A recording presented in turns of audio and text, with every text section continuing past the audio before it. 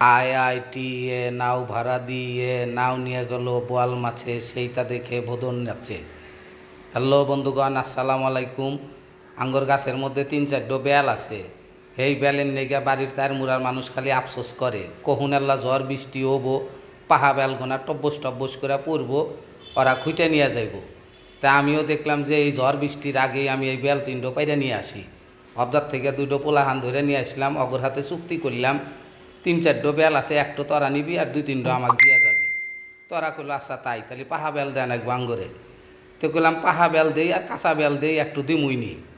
তে ও এহারে আগারি তুইটা হেরা ওই বেল পারতেছে, আর অক কইতাছি ও এত আগারি তুটিস না, যদি পইরা যাস তাহলে কইলে এহারে তোকার খুঁজা পাওয়া যাব না।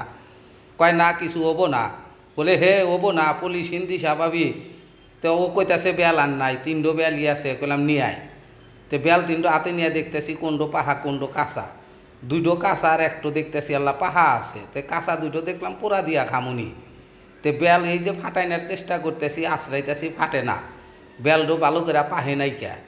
তে দেখলাম যে জোরে একটু আছার দেই, এক আছারে এহারের মধ্যে দিয়ে 2 ভাগ হইল। তোরা কইতাছে বেলটো আল্লাহ কাঁচা আছে, খায়া হারবা না। কইলাম না, কষ্টা তো আর নাকবো না, খায়া দেখি। তো দেখতেছি ভালোই নাগে, কষ্টাও নাই, কোনো কিছুই নাই।